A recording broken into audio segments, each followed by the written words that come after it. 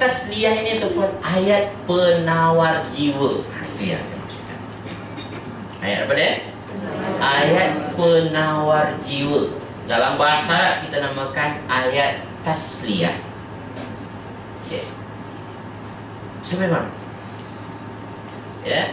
ada Rasulullah SAW berhadapan dengan keadaan daun tersebut, turun tadi. Tapi Rasulullah SAW turun tu, saya cakap tadi, adalah turun yang tidak mencecah kepada level yang lebih rendah. Tidak, dia sentiasa naik Rasulullah tersebut. Tapi turun tersebut adalah turun yang gelombang dia tu sangat kecil, curve yang turun dia tu sangat kecil. Dan tuan-tuan, kita ingin macam tu lah tuan-tuan yang kasih sekalian, iman kita.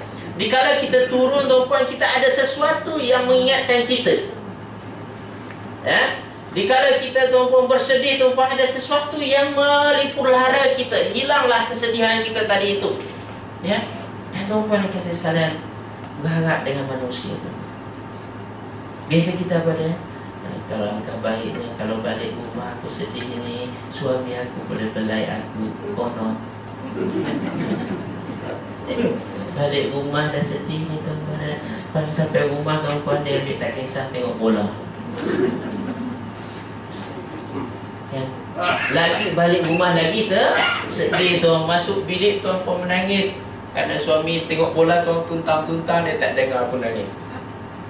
Dah habis satu baldi air mata kat bilik tuan-tuan, baru dia datang. Masa tu dah senyap dah.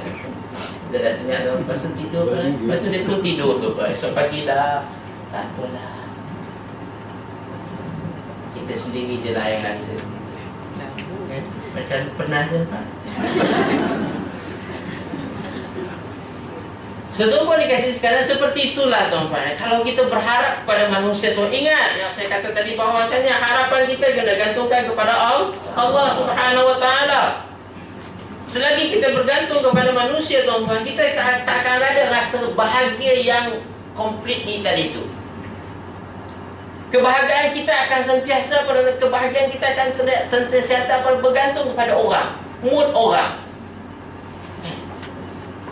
Ada orang memang tuan-tuan sangat dipengaruhi oleh kondisi sekeliling dia. Kalau kondisi sekelilingnya sedang bad mood tuan-tuan, dia lagi bad mood, marah. Sangat dipengaruhi oleh situasi di sekeliling dia tuan-tuan.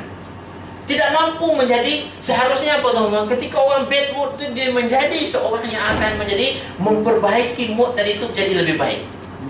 Kan semestinya macam tu kan tuan-tuan dikasih sekalian. Dan kita pun berharap macam tu. Tapi kadang-kadang tuan-tuan dikasih sekalian, kita pun ada niat dah jadi macam tu sebenarnya. Tapi sampai masa dia tu tuan-tuan dikasih sekalian, kita pun hilang mood. Tak semangat. Di sinilah tuan-tuan dikasih sekalian, perlunya kita independen di dalam menentukan keadaan jiwa kita, keadaan diri kita. So apa yang kita perlukan? Yang kita perlukan tuan-tuan dikasih, Al-Quran sebenarnya sesuatu yang hidup, tapi dia ada dalam itu. Dia akan nasihatkan kita. Dia akan tuan-puan, ingatkan kita supaya jangan bersedih umpama dia tuan. So ayat-ayat Al-Quran tuan-puan sangat penting bagi kita untuk menjadi seorang yang independen dalam meraih kebahagiaan kita, dan kita menentukan diri kita.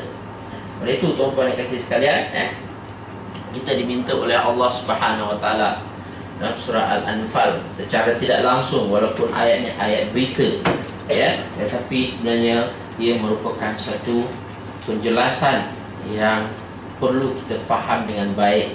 Dalam surah Al-Anfal Allah katakan bahwasanya innamal mu'minuna alladhina idza dzukirallahu wajilat qulubuhum wa idza tuliyat 'alaihim ayatuhu zadatuhum imana wa 'ala rabbihim yatawakkalun. Sampai ayat 7. Innama sesungguhnya al-mu'minuna, orang-orang beriman itu, idza dzukirallah, apabila disebut Allah, sebut nama Allah mungkin, Wajilat qulubuhum, bergetar hati mereka. Wajilat qulubuhum, bergetar hati mereka. Wa idza tuliyat, dan apabila tuliyat itu tilawah. Tuliyat itu apa tu? Tilawah, dibacakan. Bukan qiraah, ya tuan-tuan. Dia tilawah. Apa maksud tilawah, tuan-tuan? Baca dengan kefahaman, baca dengan penuh perasaan. Tuliyat, ya. Wa idza tuliyat alaihim, dan apabila dibacakan ke atas mereka ayatuhu, ayat-ayat Allah, ayat-ayatnya, zadathum imana, bertambah keimanan mereka, bertambah keyakinan mereka. Tuan-tuan dikasihi sekalian, ya, dalam kajian moden mengatakan, tuan-tuan dikasihi sekalian, ya, kita, apa yang kita buat, tuan-tuan, sangat dipengaruhi oleh keadaan hati kita. Iman letak dekat mana, tuan-tuan? Dekat hati kita, tuan-tuan. Dia, semua apa yang kita buat, pencapaian yang kita dapatkan, tuan-tuan, dia bergantung kepada apa yang ada dalam diri kita, apa yang ada dalam hati kita. Keimanan inilah salah satu faktor yang perlu ada di dalam diri kita, yang menjadi pendorong kuat sebenarnya, tuan-tuan sekalian, untuk menjadikan kita orang yang hebat, ya. Jadi oleh itu, tuan-tuan dikasihi sekalian, salah satu faktor yang boleh menyebabkan kita, ya, mempunyai keyakinan, mempunyai keimanan, ya, yang kuat tadi itu, tuan-tuan, itu adalah melalui tilawah nama dia. Melalui apa, tuan-tuan? Tilawah. Tilawah beza dengan qiraah. Ya. Qiraah, ya, adalah baca. Kemudian tuan-puan jaga mungkin tajwid dia, ya. Tapi tuan-puan tak faham apa yang ada dalam bacaan tersebut, ya. Dan tilawah, tuan-puan ada perlumbaan, kita namakan apa dia? Musabaqah tilawah. Perlumbaan tilawah, kan. Kenapa dikatakan tilawah, tuan-puan yang kasih sekalian? Ya. Sebab sebenarnya ketika dia baca dengan, siapa belajar taranum, tuan-puan, macam belajarnya Ustaz Trinizi tu. Ada pernah belajar? Ada pernah belajar, kan? Ya. Kalau tuan-puan pernah belajar, tuan-puan akan tahu.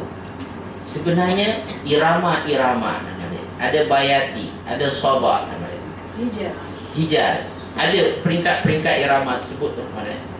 Maksudnya cuma cara baca, gelombang-gelombang, bila kita nak naikkan, bila kita nak turunkan, tuan-puan.